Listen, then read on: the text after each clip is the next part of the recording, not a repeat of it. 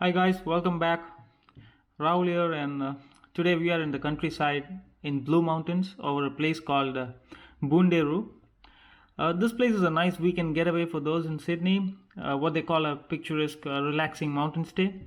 A very nice house, 2 hours drive from Sydney on a big acreage. The weather guys predicted that it will be rainy throughout, but I took my bike with me anyways, in case I got some sunny time in between, and maybe I could find a local trail nearby.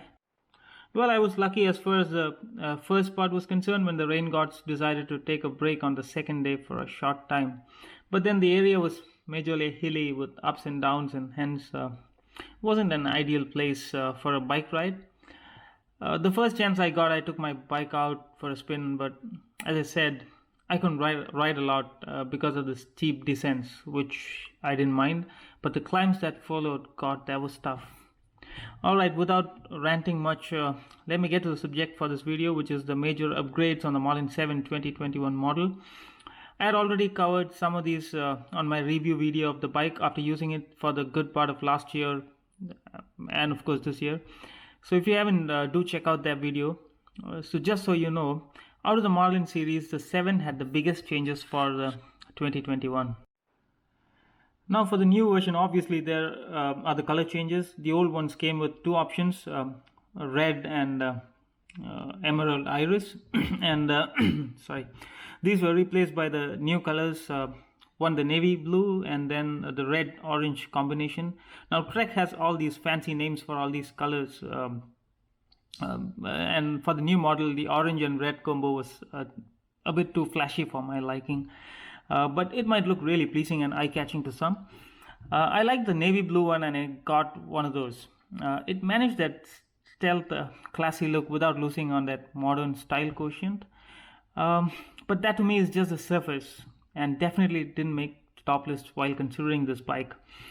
What attracted me the most were the meaningful upgrades that Trek brought about in this model compared to the last version, which potentially improved the overall capability of the bike. Now, first and the most important to me was the drivetrain.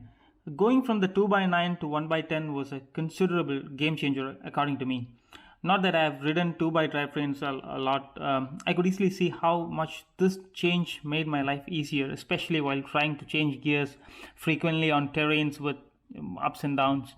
Also, the previous model used a Shimano Altus shifter and a Shimano Acera derailleur at the rear, while the 2021 model uses a more premium Shimano Dior shifter and derailleur. Now, if you look closely, you can spot the difference. The old model has a front derailleur, while the new model has no derailleur, just a 28 teeth gear. Although I haven't used the Acera and Altus, clearly these are cheaper options compared to the more premium Dior, and the main difference would be in the smoothness of shifting. The new cassette has been adjusted to suit the 1x drivetrain by making it 1146 teeth compared to the 11 to 36. On paper, this translates to a faster uphill pedaling but loses a bit on the flat pedaling. So all in all, what that means is basically you're getting a similar speed range to what it used to be, but with a simpler system. Next up is the suspension. Trek replaced the RockShox XE30 with the Judy Fox for the new model. Now XE30 is a budget fork and is cheaper than the Judy. Although the travel is same for both at 100 millimeters, arguably, Judy offers better dampening on rougher terrains, while I would have loved an air fork there, which gives far better shock absorption and tuning options based on the rider's weight. It probably would be difficult to accommodate in this price range. Also, the Marlin lineup is mostly commuter focused. To say the least, I'm glad that Trek went for a better suspension compared to the older version, even though it is still a coil spring. One good thing about a coil spring fork is that the maintenance is far easier and cheaper compared to an air fork. Not sure if you can see that. On my left side, those are two kangaroos hopping away. I tried to stop the bike and take a video, but they just went inside and I couldn't see them anymore.